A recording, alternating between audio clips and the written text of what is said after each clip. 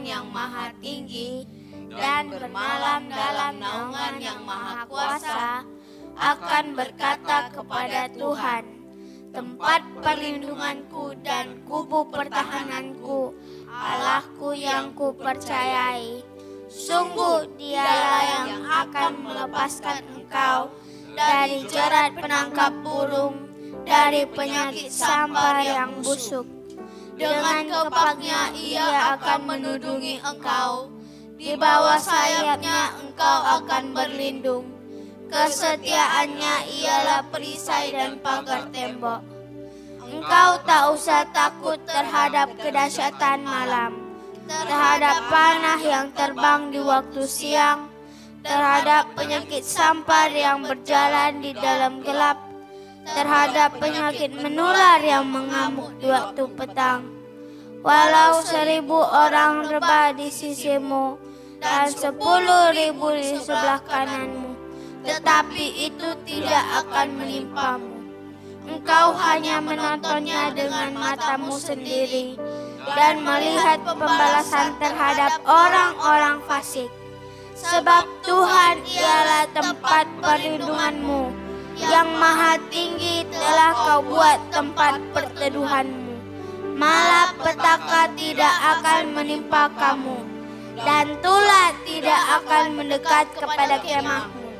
Sebab malaikat-malaikatnya akan diperintahkannya kepadamu untuk menjaga engkau di segala jalanmu. Mereka akan menatang engkau di atas tangannya, supaya kakimu jangan terantuk kepada batu. Singa dan ular tedung akan kau langkahi. Engkau akan menginjak anak singa dan ular naga. Sungguh hatinya melekat kepadaku, maka aku akan meluputkannya. Aku akan membentenginya sebab ia mengenal namaku. Bila ia berseru kepadaku, aku akan menjawab. Aku akan menyertai dia dalam kesesakan. Aku akan meluputkannya dan memuliakannya. Dengan panjang umur akan kukenyangkan dia, dan akan kuperlihatkan kepadanya keselamatan daripadaku. Amin. Shalom adik-adik. Wah, ini kurang semangat nih ya kak. Coba lagi kali ya kak. Shalom adik-adik. Apa kabar ya hari ini? Luar biasa? Fantastik? Yes. Belum semuanya nih kak. Coba lagi kali ya. Ya. Apa kabarnya hari ini? Luar biasa? Fantastik? Yes. Yuk kita sama-sama mau memuji menyembah Tuhan. Sebelum itu kita satukan hati dalam doa. Jadi adik-adik sama-sama kita lipat tangan, tutup mata, kita berdoa. Tuhan Yesus, terima kasih untuk hari ini. Tuhan, terima kasih untuk kesempatan yang masih kau berikan kepada setiap kami untuk bisa bersama-sama memuji menyembah-Mu ya Tuhan. Tuhan, kau berkati ya Tuhan ibadah kami hari ini dari awal pertengahan dan akhirnya. Terima kasih ya Tuhan Yesus. Hanya dalam nama Tuhan Yesus kami berdoa dan mengucap syukur. Haleluya. Amin. Yuk kita mau semangat, kita mau memuji menyembah Tuhan. Yuk adik-adik sama-sama kita bangkit berdiri dan memuji Tuhan. Semangat ya adik-adik. Mari kita menari bersama. Katakan shalala, shalalalala, lalalalala, shalalalala, lalalalala. Sekali lagi. Shalalalala, lalalalala, shalalalala, lalalalala. Katakan Yesus kasih jiwaku. Yesus kekasih jiwaku, sungguh ku percaya padamu. Karena kasih-Mu padaku, Kau tebus dosaku. Dari terbitnya matahari dan sampai terbenamnya, ku angkat lagu pujian, tinggikan nama-Mu. Dengan gendang ku puji dengan kecapi. Oh, ku bernyanyi haleluya, Yesus kekasih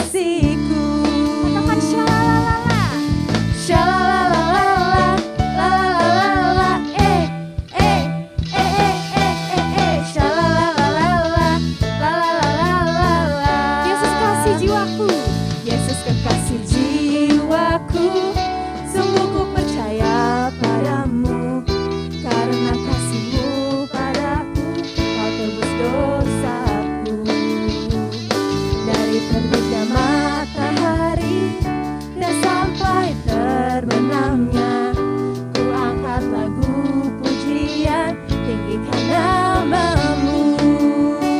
Dengan gendang ku puji dengan kecapi.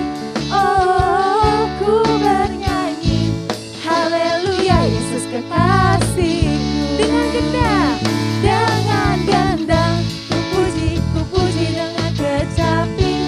Oh, ku bernyanyi haleluya, Yesus kekasihku. Shalala, shalala, shalala, shalala. Yang terakhir. Shalala,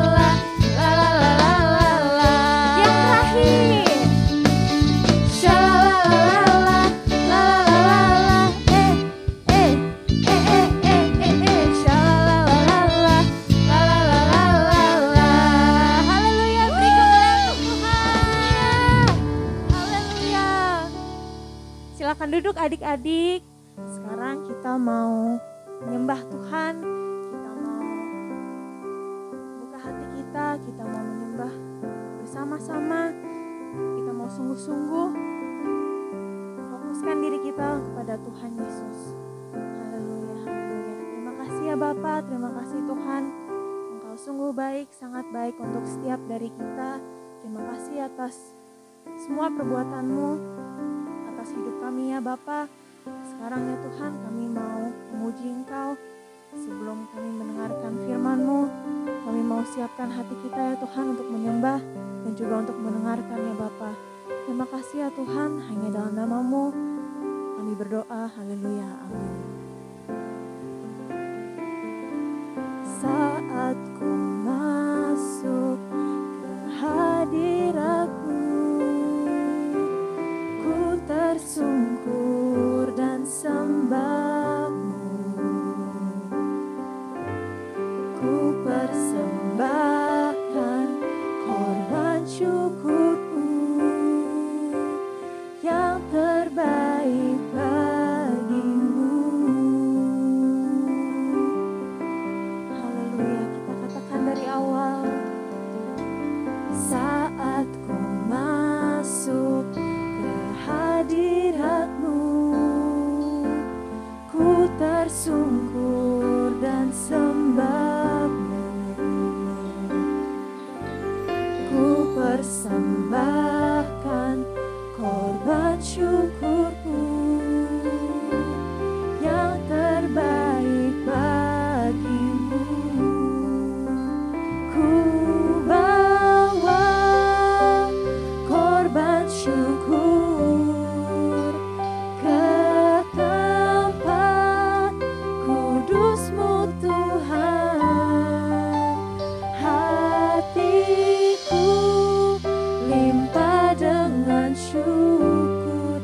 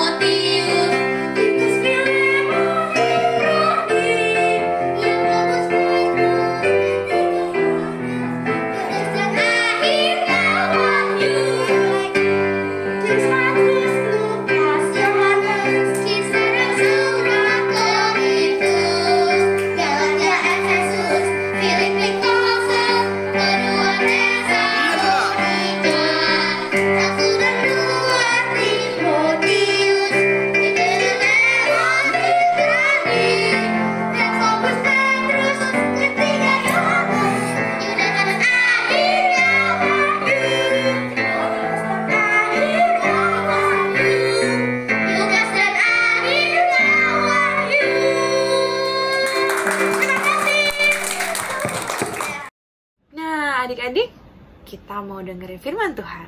Sebelum kita masuk ke dalam firman Tuhan, kakak mau ajak adik-adik semua untuk bersatu dalam doa. Semuanya lipat tangannya, tutup matanya, kita bersama-sama bersatu di dalam doa. Bapa yang baik, terima kasih Tuhan, karena sampai saat ini berkat-Mu masih Tuhan curahkan bagi setiap kami. Damai sejahtera masih kami rasakan sampai saat hari ini Tuhan. Tuhan, pada saat ini kami mau mendengarkan firman-Mu. Kami mau minta telinga seorang murid yang mau dengar-dengaran akan firman Tuhan. Berkati setiap hati kami Tuhan, agar setiap firman yang kami dengarkan itu tertanam dalam hati kami, dan firman itu bertumbuh dan berbuah. Terima kasih Bapa yang baik, kami siap mendengarkan firman-Mu. Hanya dalam nama Tuhan Yesus kami sudah berdoa dan mengucap syukur. Sama-sama kita katakan amin. Nah adik-adik, sebelumnya kita sudah memperingati hari kematiannya Tuhan Yesus.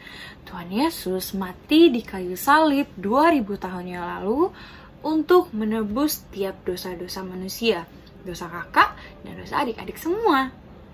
Nah, pada hari ketiga, Tuhan Yesus bangkit dari maut adik-adik. Tuhan Yesus gak mati ninggalin kita, tapi Tuhan Yesus bangkit, dan setelah itu Tuhan Yesus naik ke surga. Benar sekali. Tuhan Yesus naik ke surga buat apa sih? Ada yang tahu? Nah, ada 3 hal yang perlu kita ketahui nih adik-adik.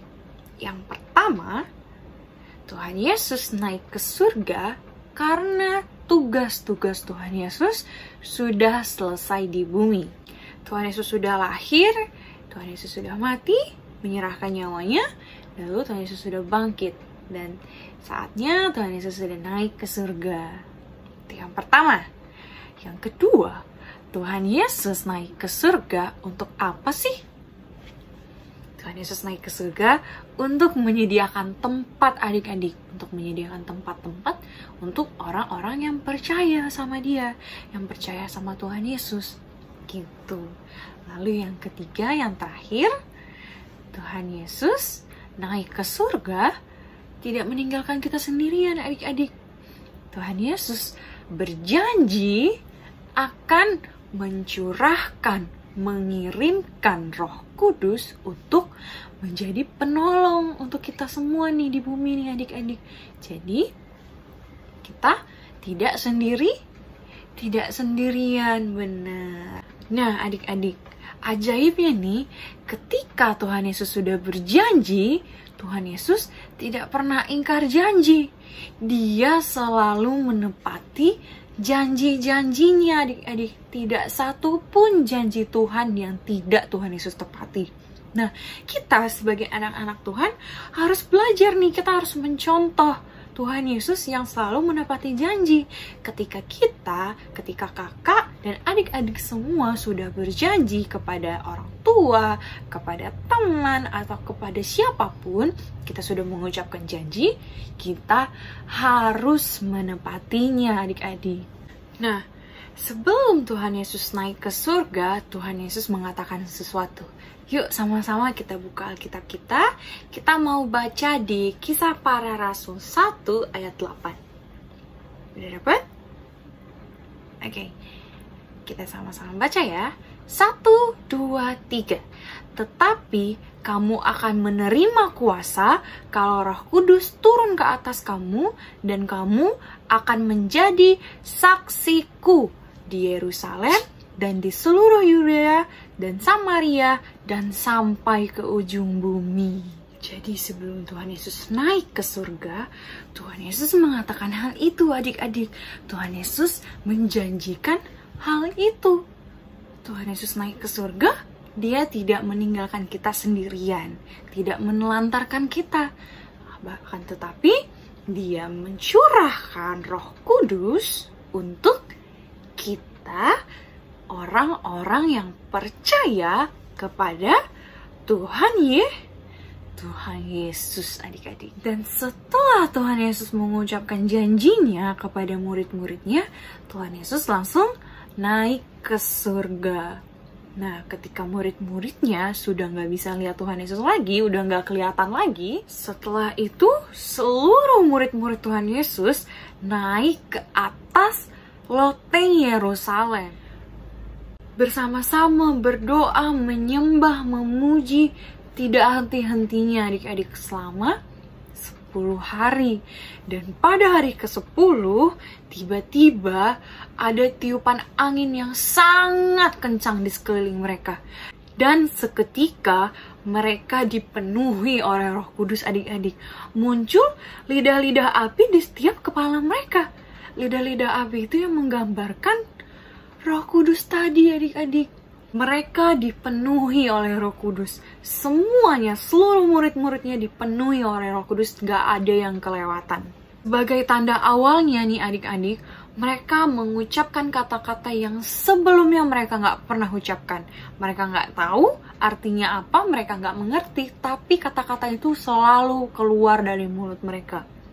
Seperti kata-kata yang diberikan oleh Roh Kudus. Itulah yang disebut sebagai bahasa roh. Sejak hari Pentakosta itu, setelah mereka dipenuhi oleh Roh Kudus, banyak sekali mujizat-mujizat yang terjadi adik-adik. Kenapa sih? Siapa sih Roh Kudus itu? Pada tahu? Dengerin baik-baik ya. Roh Kudus itu adalah Tuhan Yesus sendiri adik-adik. Iya, itu adalah Tuhan Yesus sendiri. Ajaib banget ya adik-adik. Nah, sekarang kakak mau tanya nih adik-adik. Apakah Roh Kudus itu hanya dicurahkan untuk murid-muridnya Tuhan Yesus 2000 tahun yang lalu? Tentu tidak adik-adik. Karena Roh Kudus akan selalu dicurahkan, akan selalu ada bersama-sama dengan kita untuk menjadi penolong kita, untuk menjadi pengingat kita selagi kita masih ada di bumi, di dunia ini adik-adik.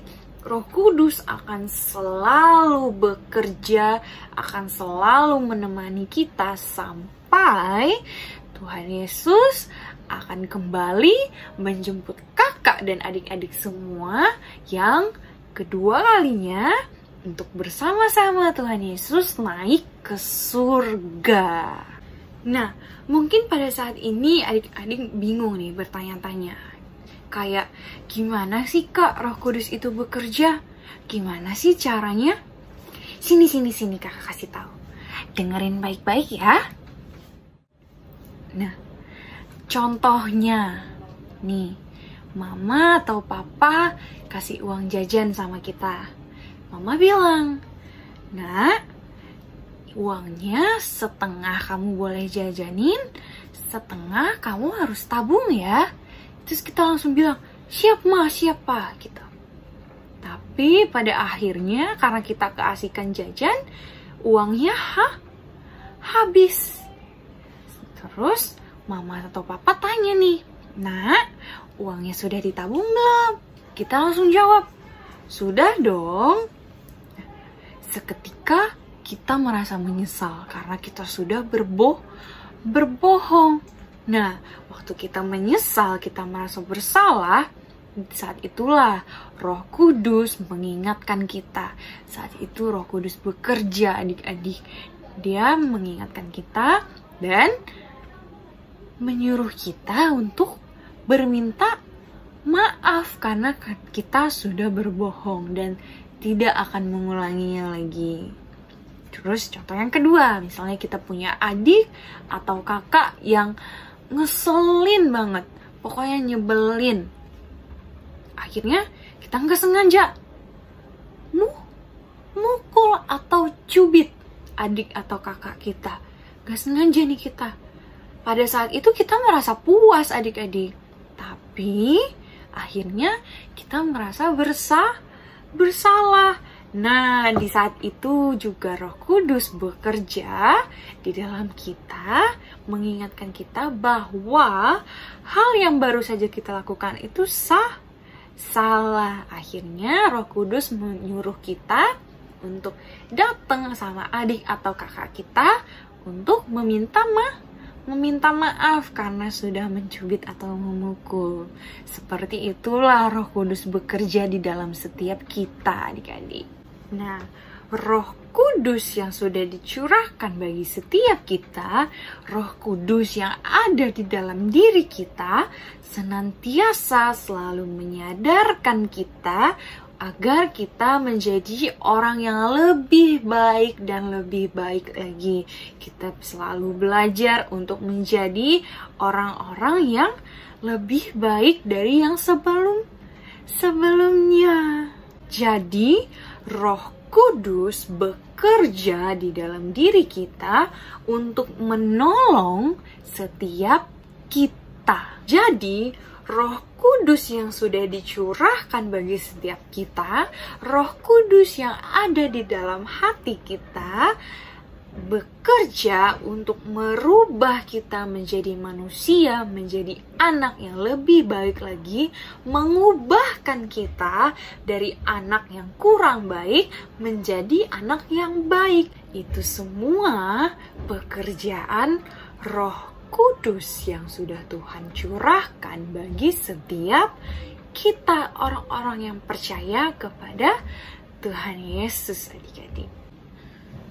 Nah, saat ini adik-adik, kakak mau ajak adik-adik semua untuk meminta kepada Tuhan agar Tuhan mencurahkan Roh Kudus-Nya untuk memimpin hidup kita, memimpin setiap langkah kita, memimpin dimanapun kita berada pada saat ini, adik-adik.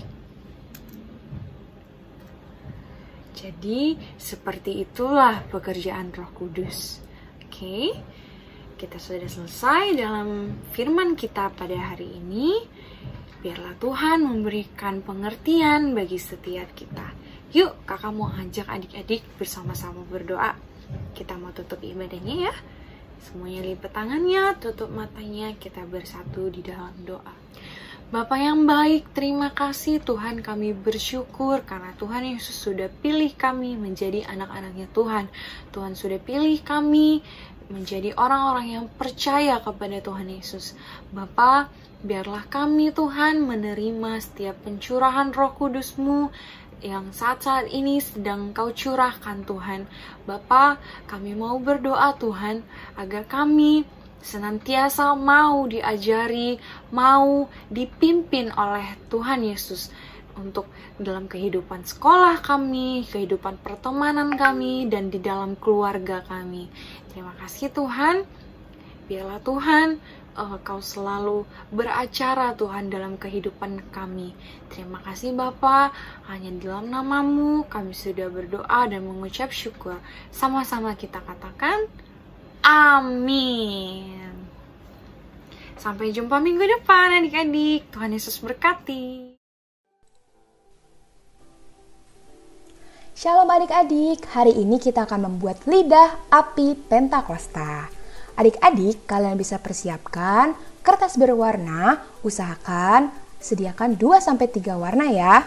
Lalu kita juga perlu gunting, lem, ataupun double tip. Nah, jangan lupa juga kalian persiapkan kawat.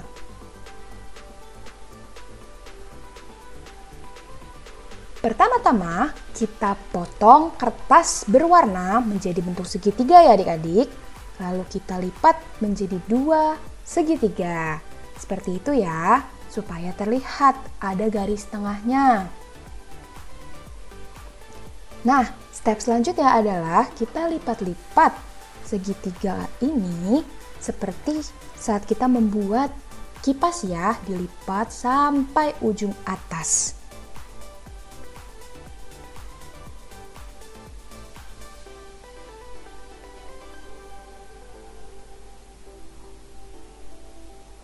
Apabila sudah, kita tekuk dan kita rekatkan ujung atas menggunakan lem atau double tip ya.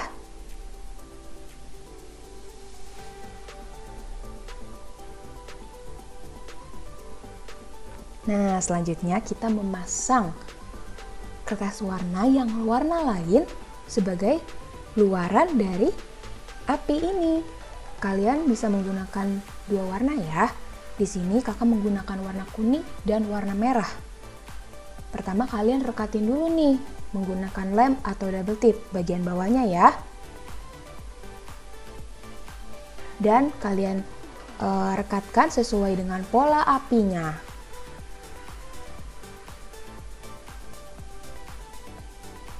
Nah, jangan lupa bagian atasnya juga kalian rekatkan ya, agar tidak terlepas.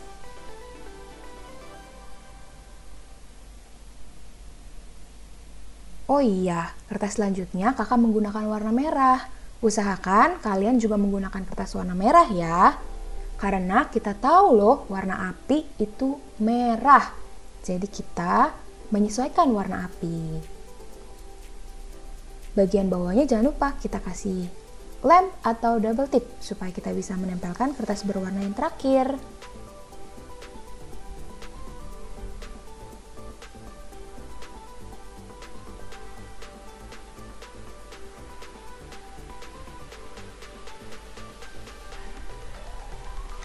Bagian atasnya juga jangan lupa kalian rekatkan ya, supaya tidak terlepas.